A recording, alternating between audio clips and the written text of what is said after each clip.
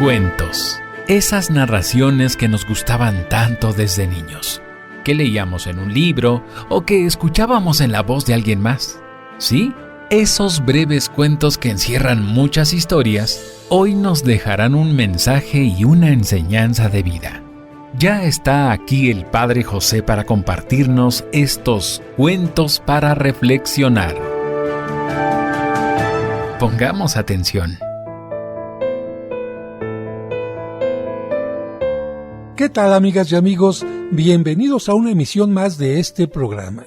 Espero que se encuentren muy bien y que después de este programa se encuentren aún mejor, porque a través de las reflexiones nos vamos a dar cuenta que con una buena actitud se puede ser más feliz que con una mala actitud. Con reflexión, con inteligencia, con sabiduría, el hombre puede gozar más de este mundo que con necedad, con imprudencia y por supuesto con malas decisiones. Antes que otra cosa, les recuerdo que tú nunca estás solo, porque de una o de otra manera Dios siempre está en tu camino. Y en esta ocasión, o por lo menos en este momento, puede estar hablándonos a través de estas sencillas reflexiones que escribió alguien, que cuenta alguien, pero que a cada quien le llegan en un eco muy particular.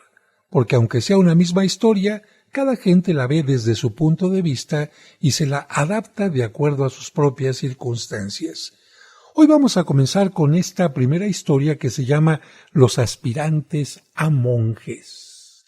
Y se trata de ¿estamos o no estamos preparados para la vida? En un monasterio budista, dos discípulos destacaban por su brillante inteligencia, aunque eran diferentes el uno del otro. El primero insistía al abad que le dejara salir de la abadía para ver el mundo. En cambio, el otro disfrutaba la vida monástica y aunque también le atraía a conocer el mundo, no lo inquietaba. Un día, el abad les anunció que había llegado el momento de ponerlos a prueba, de modo que viajarían por el mundo durante todo un año. Al día siguiente, al amanecer, abandonaron el templo. Un año después, cuando los aspirantes regresaron al monasterio, el abad los llamó para examinarlos, saber de sus experiencias y lo que habían descubierto en el mundo laico. El primer joven alumno que ansiaba conocer el mundo material dijo: «La sociedad está llena de tentaciones. Es casi imposible meditar allá afuera. Para practicar el Zen no existe mejor lugar que el monasterio». El otro, por el contrario, dijo: «Salvo algunos aspectos menores, no encontré gran diferencia a la hora de meditar y practicar el Zen en el mundo exterior. A mi parecer, quedarme en el templo o vivir en la sociedad me resulta igual». Tras haberlos escuchado, el abad les dio a conocer su decisión. Al segundo aspirante le concedió la autorización para que pudiera salir ya investido como monje. En cambio, al primero le dijo: «Será mejor que te quedes aquí durante un tiempo porque todavía no estás preparado». Reflexión: cuando domines tus debilidades y tentaciones, será una señal de haber alcanzado la madurez. Esta historia la podemos aplicar a muchas cosas, como por ejemplo a dos amigas que van a un centro comercial y mientras una cae en la tentación de comprar y comprar y comprar y comprar, la otra, aunque tiene deseos de comprar, ve su tarjeta, ve su estado de cuenta, ve si le alcanza o no, y aunque tiene la tentación, no se deja llevar por ella. Creo que el problema no es estar en el mundo o no. El problema es saber vencer las tentaciones. Es como si dos personas alcohólicas pasan por una vinatería. Aquella que no ha aprendido a dominar la tentación va a entrar inmediatamente a comprar alguna botella. En cambio, el segundo, aunque tenga la tentación, va a decir: no es conveniente, no es correcto, esto me hace daño, y sigue de frente. Por lo tanto, no es el mundo la amenaza. No son las tentaciones las importantes, sino lo más importante es cómo enfrentamos las tentaciones. Por esta razón yo creo que el Evangelio nos habla de que Cristo también tuvo tentaciones, para decirnos hay una gran diferencia en cuando una persona fuerte, sabia, prudente, decidida, tiene una tentación, a cuando una persona que no tiene voluntad, que no es sabia, que es necia, que se deja llevar por cualquier capricho, tiene una tentación. Así que yo te preguntaría a ti, ¿a cuál de los dos monjes te pareces tú? ¿Aquel que necesita estar encerrado para no caer en la tentación o aquel que, independientemente de si está en el convento tibetano o sale al mundo, sabe lo que es correcto y puede actuar en consecuencia? Vamos con nuestra siguiente historia. Se llama Los náufragos rusos y nos habla del carácter y la actitud como norma de vida. A mediados de la década de los 80, en la ahora extinta Unión Soviética, una tempestad se llevó de las costas de la isla Kuriles una embarcación tripulada por 4 soldados. Convertidos en náufragos y tras estar a la deriva durante 49 días sobre las olas del Océano Pacífico, Azyats, Siganshin, Filip Poblavsky, Anatoly Kryushkovsky e Iván Fedotov fueron rescatados y trasladados a San Francisco, California. La actitud, carácter y sencillez de estos camaradas rusos resultó sorprendente, heroica y enigmática. La entrevista realizada en aquel entonces por un periodista nos explica el porqué. En circunstancias como las suyas, uno puede perder la compostura, volverse loco, convertirse en una fiera. Seguramente ustedes discutieron más de una vez. Quizá incluso se pelearon por el último trozo de pan o por el último trago de agua, inquirió el reportero. No. Durante los 49 días, ningún miembro de la tripulación se dijo uno al otro ni una palabra dura, contestó Siganshin. Cuando se iba a agotar el agua dulce, cada uno recibía medio jarro al día y nadie tomó un trago más. Únicamente cuando celebramos el cumpleaños de Khrushchevsky, le propusimos doble ración de agua, pero él se negó. Pero, ¿en ese infierno se acordaron del cumpleaños de un camarada? Esto suena a inenarrable.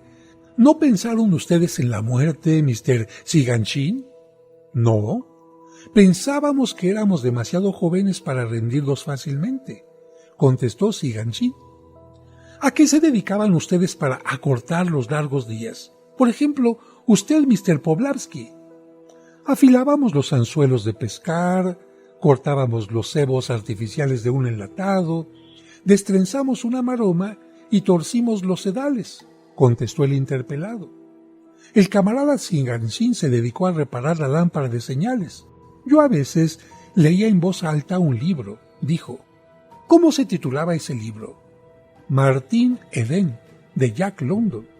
Esto suena inenarrable, insistió el periodista. A veces Filip tocaba la armónica y nosotros cantábamos, dijo Fedotov. Muéstreme esa armónica histórica. Por desgracia, nos la comimos. ¿Qué? ¿Cómo que se la comieron?, exclamó con asombro el periodista. Muy sencillo, dijo Fedotov. La armónica tenía partes de cuero. Las arrancamos, las partimos en trozo y las cocimos en agua de mar. El cuero resultó ser de cordero. Bromeábamos diciendo que teníamos 2 clases de carne. De primera, el cuero de la armónica, y de segunda clase, el cuero de las botas. ¿Y tenían ustedes aún energía para bromear?, preguntó incrédulo el periodista. Esto es totalmente incomprensible. ¿Saben ustedes qué clase de hombres son? Nos consideramos simples ciudadanos soviéticos, comunes y corrientes, se apresuraron a contestar. Reflexión. Valores como el carácter y entusiasmo, convicción y espíritu de grupo hacen la diferencia entre vencer o morir. Esta historia me hace pensar en personas, concretamente 2 personas que no están en una embarcación. Están en una misma casa y son pareja, pero lamentablemente no tienen convicción, no tienen espíritu de grupo, no tienen un carácter. ¿Y qué es lo que sucede? Que terminan haciendo que su relación se convierta en una barca que se hunde.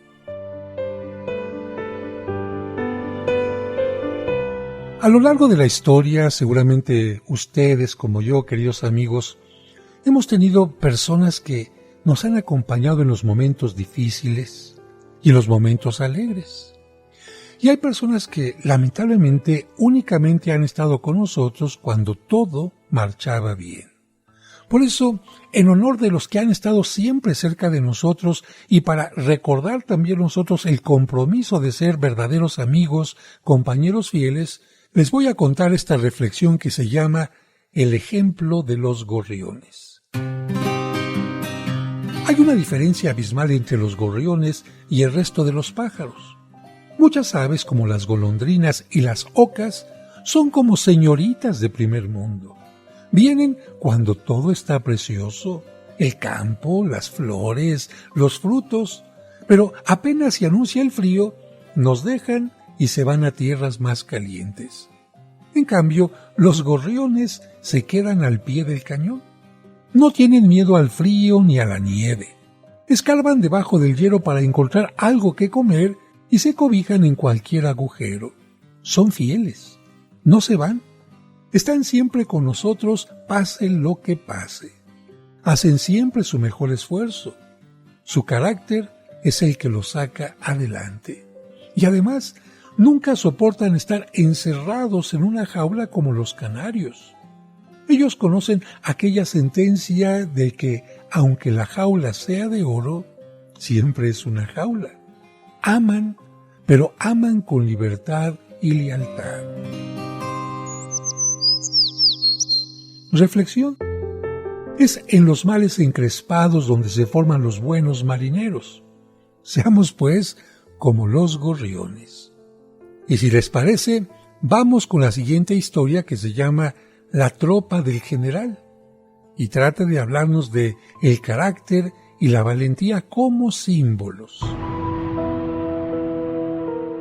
En plena Segunda Guerra Mundial, dentro del campamento de las fuerzas norteamericanas del general Patton, en campaña por el centro de Europa, uno de los soldados, al ver llegar a sus compañeros, unos muertos y otros heridos y sangrando, cayó en un estado de crisis nerviosa y al ser dominado por el miedo, empezó a llorar.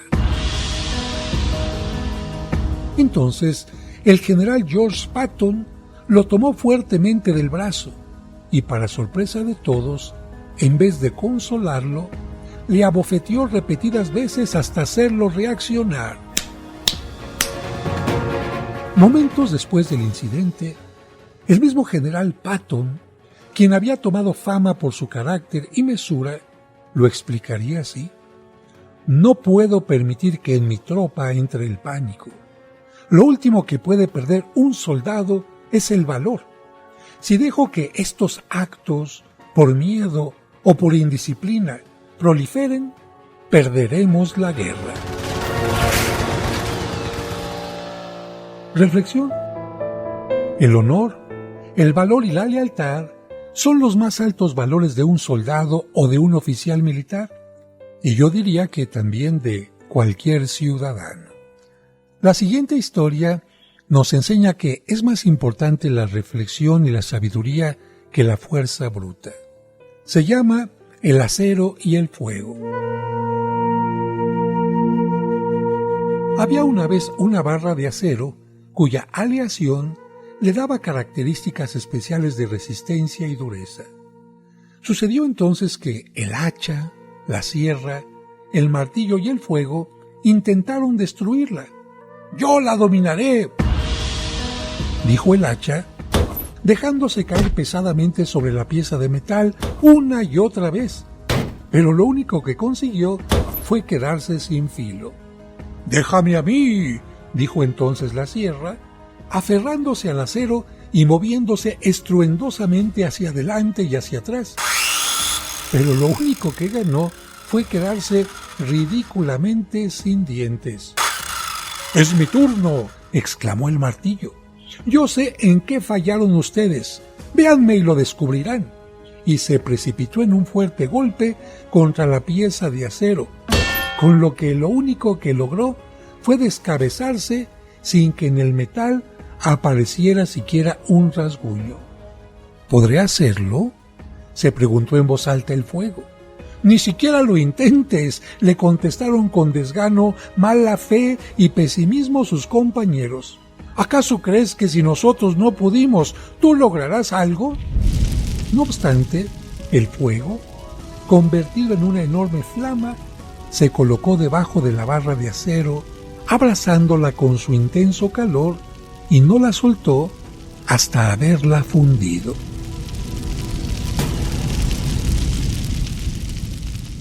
Reflexión. El carácter, la inteligencia y la astucia prevalecen, siempre dominarán y ganarán a la fuerza bruta. Esta reflexión me hace pensar en muchas cosas, pero la primera que me llega a la mente es cómo ha cambiado la educación, no solamente en nuestro país, sino en el mundo. ¿Se acuerdan que durante una época, cuando el hijo se portaba mal, cuando había que corregirlo, cuando desobedecía, cuando no hacía lo que le pedían los papás, ¿qué se hacía? Corregirlo con fuerza bruta. Muchas personas recuerdan los varazos con varita de membrillo que les daban en las pantorrillas, o el cinturonazo, o la chancla voladora, o la cuchara de madera con la que se preparaba el mole, o en la escuela con el borrador que volaba, o bien con esos compases de madera que también servían para golpear, o qué tal los jalones de patillas u otras cosas semejantes.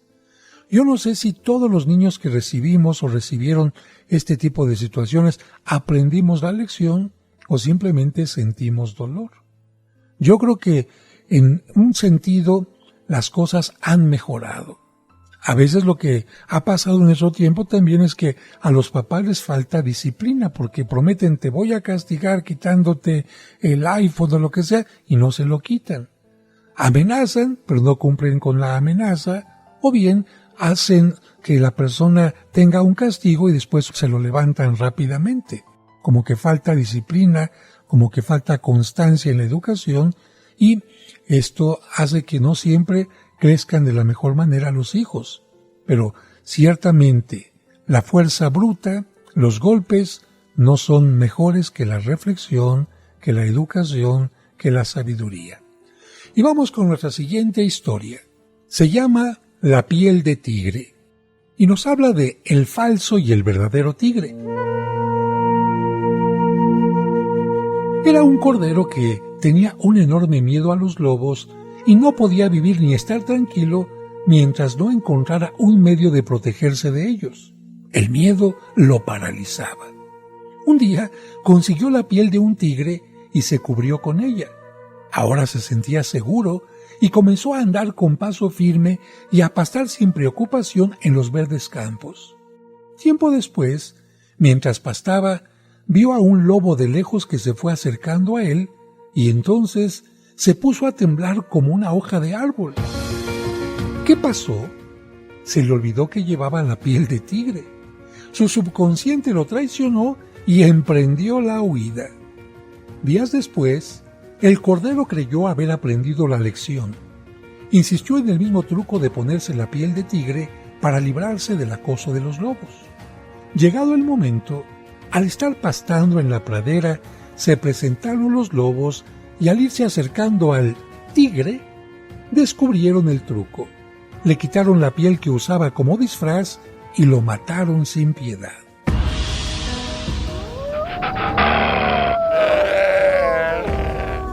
Pronto, en la comarca se corrió el rumor de que los tigres se habían vuelto timoratos y débiles, y que los lobos podían dominarlos y hasta matarlos.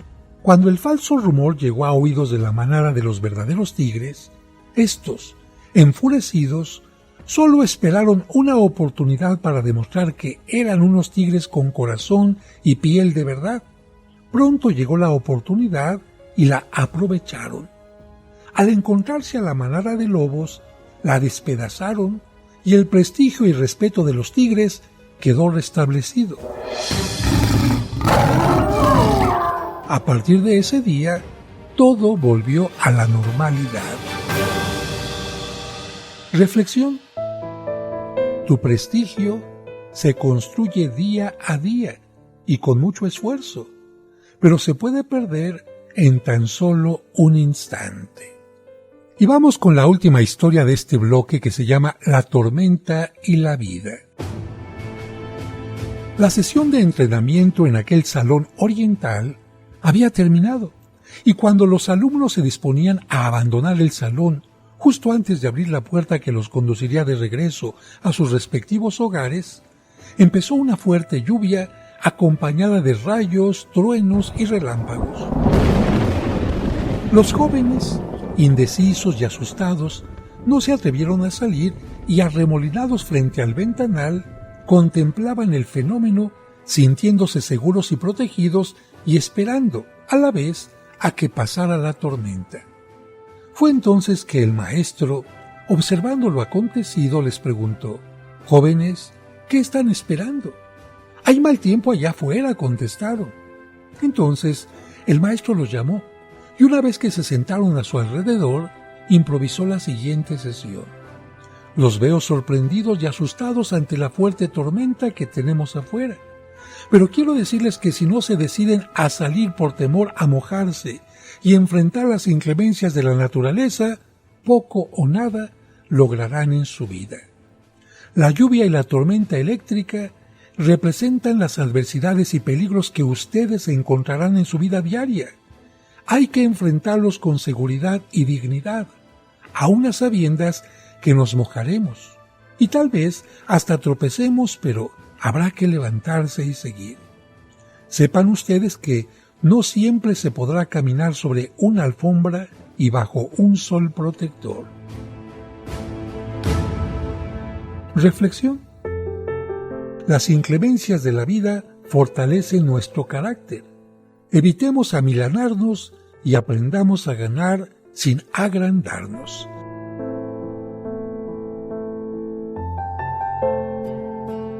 ¿Cuántas veces iniciamos un proyecto y lo dejamos a medias?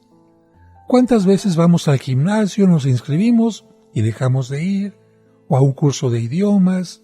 ¿O un curso de cocina? En fin, qué fácil es iniciar los proyectos y qué difícil concluirlos. Quizás por esto, a quienes son capaces de llegar a una meta se les puede llamar héroes, campeones o incluso santos. Nuestra siguiente historia se llama El puente del orgullo, y es una historia de carácter, amor propio y compromiso. Pocos conocen la historia del puente de Brooklyn, que une a Manhattan con Brooklyn mismo. Su construcción se remonta a la última década del siglo XIX.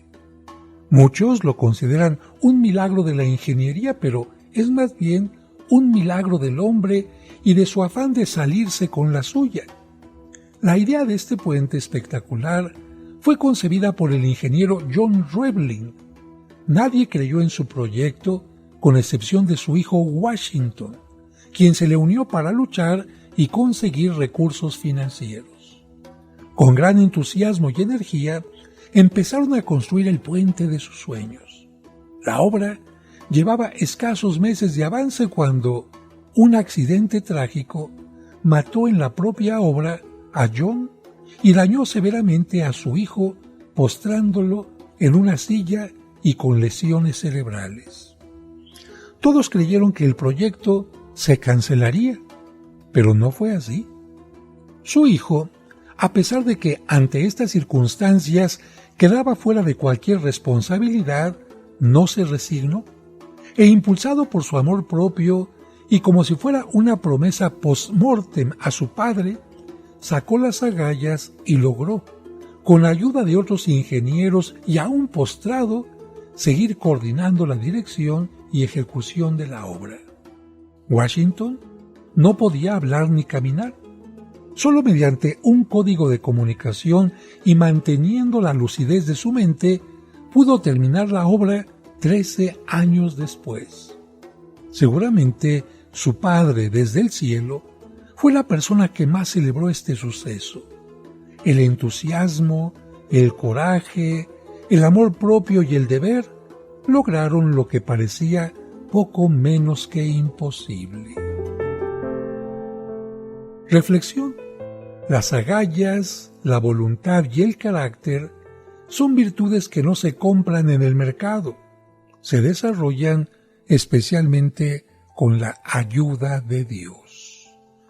¿Qué es un puente? Un puente es un elemento que une dos situaciones, dos orillas, dos espacios. Hay puentes físicos y puentes también no físicos. Por ejemplo, el diálogo es un puente. Cuando no dialogamos, solamente queremos imponer, no hay un puente de comunicación. Cuando no tenemos misericordia, no hay un puente también con el más desvalido, con el más necesitado. Cuando nos encerramos en nuestra terquedad, no hacemos un puente hacia la sabiduría. Pero también cuando comenzamos solamente un proyecto, eso es estar en una parte del puente, pero no lo concluimos, no estamos del otro lado del puente, pues simple y sencillamente no hay puente. Y nuestra siguiente historia nos puede hablar también de que podemos hacer puentes hacia la muerte. Sí, esta historia se llama Una segunda oportunidad. Hace algunos años, en mitad de la noche, tuve un infarto. Mi esposa me llevó al hospital donde se me mantuvo en terapia intensiva hasta que lograron estabilizarme. Después de varias horas de angustia, parecía que todo iba bien, aunque algo dentro de mí no lo consideraba así. La tarde siguiente, recibí la visita de mi médico familiar. Tras preguntarme cómo me sentía, dijo que quería hablarme en privado y que requería de toda mi atención. Doctor, le dije a mi amigo, nunca tendrás mejor oportunidad que esta para disponer de toda mi atención. No pareció impresionado y con tono serio y severo comenzó a hablarme diciendo: cada año vienes a verme para que te haga un examen médico general y cada año te indico que necesitas reducir 10 o 12 kilogramos de peso y dejar de fumar. Cada año me prometes hacerlo, pero no lo cumples. Pues bien, lo que quiero decirte, continuó, es que si no dejas de fumar y reduces tu peso 10 kilos, vendrá un segundo infarto y esta vez tu corazón no responderá y morirás. Como respuesta, solo alcancé a decir, oh. Realmente me sentí impactado. La vida me brindaba una segunda oportunidad. El doctor no hablaba de estadísticas, sino que me señalaba con el dedo. No hablaba de que alguna persona de mi edad, situación y demás pudiera tener este problema. No, hablaba de mí. Sí, de mí. Reflexión. ¿Por qué necesitamos llegar a extremos donde nuestra vida está en peligro para producir un cambio positivo en ella? Alguien dirá, padre, me mandó una indirecta, porque cada vez que me hago análisis de sangre, ahí está alto mi colesterol, mis triglicéridos, mi sobrepeso, a veces me sofoco, padre, el alcohol me está acabando. Bueno, yo solamente les digo, cuando se pierde la vida, no hay forma de recuperarla, ¿eh? Cuando viene un paro cardíaco, ya es un aviso muy fuerte, pero necesitamos que venga un paro cardíaco para valorar este corazón que palpita maravillosamente, estos pulmones que pueden respirar, este aparato circulatorio que necesita estar limpio. Yo creo que no. Yo creo que tenemos que valorar y tratar con mucho respeto a nuestro cuerpo, porque es curioso que a veces tratamos con más respeto el balón de fútbol, el automóvil, el teléfono, que son cosas que no tienen vida, que son cosas que pueden tener un precio y en cambio la vida del ser humano, tu vida, mi vida, no tienen precio. Y a propósito de esto, quisiera unir el cuento anterior con el que sigue para que te imagines en primer lugar a tus papás en el momento en que tú naciste. Cuánto cuidado, cuánta atención te pusieron precisamente porque sabían que era una vida nueva. Una vida nueva que si no se cuida, se puede lamentablemente terminar. Cuánto cariño en aquel pañalito, en aquel biberón, en aquella cobijita, en la vacuna, en esto y en lo otro. ¿Por qué? Porque querían que tu vida y tu cuerpo estuvieran de la mejor manera. Lamentablemente ya cuando papá y mamá no están, bueno, parece que uno ya deja de apapacharse, deja de cuidarse, deja de cumplir con determinados protocolos y por eso hay tanta gente que envejece más pronto o que se va más pronto. Me ha tocado conocer a parejas donde si la esposa no cuida al esposo, si la esposa no está duro y duro, ve al médico, tómate este medicamento, tómate esta vitamina, el hombre no lo hace, como si necesitara de una mamá para poder cuidar su cuerpo. Y no les digo de aquellos jóvenes que también, si no fuera por la mamá, no tendrían cuidado cuando hacen deporte y muchas otras cosas más. Y es que el cuidado que necesita nuestro cuerpo no es únicamente cuando somos bebés, sino cuando somos niños, adolescentes, jóvenes y ancianos, un trabajo constante. Y precisamente este es el tema del siguiente cuento y de otros más, la perseverancia, la constancia para poder obtener el éxito y los logros que deseamos.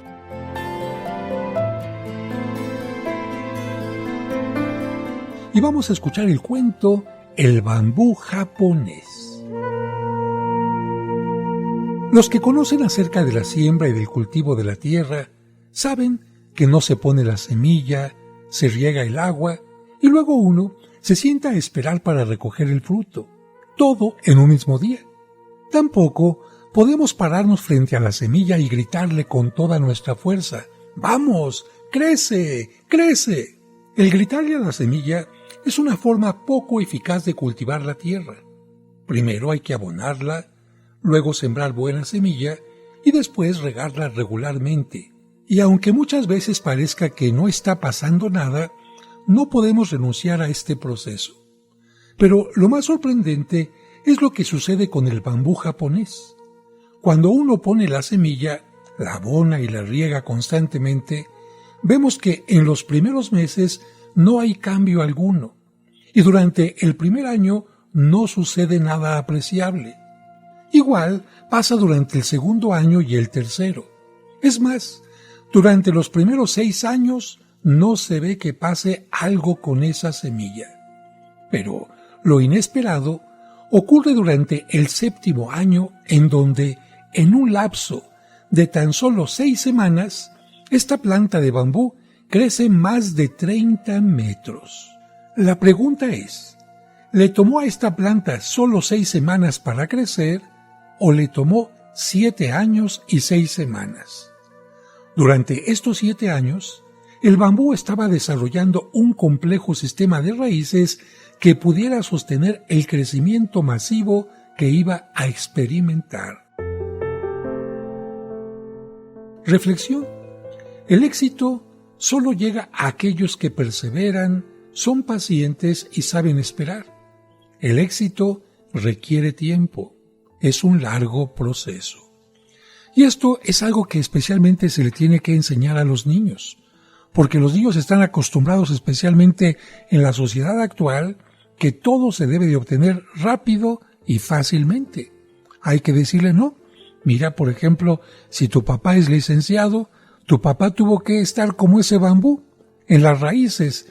Tuvo que ir a la preprimaria, al kinder, a la primaria, a la secundaria, la preparatoria, inscribirse a la universidad y solamente hasta después de haber hecho crecer sus raíces pudo obtener ese título que le permite tener no solamente un reconocimiento como un profesionista, sino también un buen trabajo.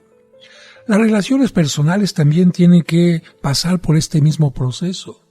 En nuestro tiempo también muchas personas quieren ya que los niños tengan novia, que le den un beso a la niña y que incluso hablen de matrimonio, que los niños hablen de desamores y de amores. ¿Cómo me llama a mí la atención estos programas donde supuestamente hay concursos para que los niños canten? ¿Pero qué tipo de canciones les ponen?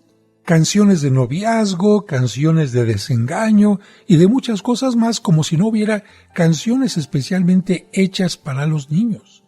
Las niñas por eso quizás quieren ya estar vestidas como la mamá, peinadas como la mamá y pintadas, por supuesto, en uñas y cara como la mamá. Creo que cada etapa tiene que ser tomada en cuenta y decirle al niño, mira, tú no puedes tener todo lo que papá tiene. No puedes tener un escritorio, no puedes tener un trabajo, no puedes tener un compromiso, porque todo tiene etapas y hay que vivir cada etapa de la mejor manera. Por eso yo creo que hay tantos adultos que ya siendo adultos ahora quieren regresarse a cuando eran niños y jugar con el trenecito y jugar a cositas que solamente son buenas para los niños. Cada etapa, cada momento, cada día tiene su tiempo y no tenemos por qué exigirle a la planta que crezca rápidamente, a la semilla que crezca rápidamente, ni tampoco podemos pensar que a los niños les podemos exigir igual que a un adulto, o creer que esto es correcto. Pero para entender esto, tenemos que entender también el valor de la paciencia, saber esperar. Así que, jóvenes, no quieran ser adultos, no quieran tener aquellos logros que quizás sus padres o algunos adultos tienen, que han sido hechos a base de trabajo, esfuerzo, pero también del tiempo. Y hablando de tiempo y de paciencia, me viene a la mente este trabajo admirable de los alcohólicos anónimos. Ustedes saben, amigos y amigas, que una persona alcohólica es aquella que no puede tomar ni siquiera un poquito de alcohol. ¿Por qué? Porque si lo hace, se desencadena en él o en ella una reacción que le hace seguir tomando y tomando y tomando sin poder parar. Por esto es una adicción y es un problema que requiere mucho cuidado. Pero lo que yo admiro de los alcohólicos anónimos es que ellos dicen, solo por hoy no voy a beber. Fíjense, esta frase de pensar solamente por hoy hace que las cosas que pudieran ser demasiado largas se hagan más fáciles de llevar. Por ejemplo, imagínense un alcohólico que tenga 18 años y que vaya a vivir 88 años de vida. Imagínense lo que es pensar, voy a dejar de beber 70 años. ¡Ah, caray! Esto como que es un peso que a veces hasta el cerebro dice, no vas a poder, es demasiado. En cambio, cuando uno se pone en la mente solo por hoy, ¿cuál es el compromiso? ¿Cuál es la meta? Un solo día.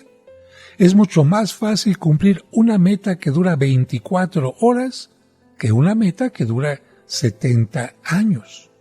Por eso las personas que tienen esta metodología, voy a leer solo por hoy y mañana voy a leer solo por hoy la Biblia, un libro, etc., ¿qué sucede? Bueno, terminan leyendo muchísimos libros. Aquellas personas que dicen, solo por hoy voy a aprender 3 palabras en inglés, o una sola palabra. ¿Qué es lo que hacen? Terminan aprendiendo muchas palabras. En cambio, si alguien se pone en la mente, ¡ay, qué difícil aprender el inglés! Son 3 años, son 4, son 5, no lo van a lograr. Siempre es mucho más fácil cuando nuestra mente entiende que las cosas no son tan complicadas para poderlas realizar. Y esto precisamente le pasó a una gallinita. No era alcohólica la gallinita, pero el cuento se llama La gallinita de la granja. En una granja de animales de aquel lejano poblado, todos los miembros de la comunidad se reunieron en su asamblea anual de producción. Durante la sesión, el presidente de la asamblea fue diciéndole a cada miembro cuáles serían los objetivos a cumplir durante el siguiente año. Así, de esa manera le dijo al pato, al cerdo, al borrego y a la vaca lo que deberían hacer como parte de sus tareas durante el ciclo que iniciaba. Luego continuó con los demás. Al tocarle el turno a la gallina, le dijo: a usted, doña gallina, la meta a cumplir será de 365 huevos. ¿Tantos?, exclamó la gallina sorprendida. ¡Eso es una barbaridad! ¡Son muchos huevos! Entonces el presidente, reflexionando, le dijo: bien, pongámonos de acuerdo. ¿Qué te parece si pones solo un huevo cada día? Entonces la gallinita, mostrándose contenta, contestó: bueno, eso cambia las cosas. Si es así, pongo un huevo diario y, si puedo, hasta 2. Bueno, esta es una historia que nos recuerda que una meta diaria y constante hace milagros. Una misma meta, según sea planteada, puede motivarnos o desalentarnos. Las metas parciales siempre nos llevan a la misma cima. En cambio, ponerse cargas difíciles son cosas que hacen que ni siquiera empecemos con el reto. Seamos como la gallina. No pensemos en los 365 huevos del año, sino pensemos en ese huevo que para nosotros sería una palabra, una actitud de servicio, una oración, un aprendizaje, un saludo cordial, un perdón, una oración cada día. Amigas, amigos, me despido de ustedes y les recuerdo como siempre que tú nunca estás solo, porque de alguna manera Dios siempre está en tu camino. Que Dios les bendiga.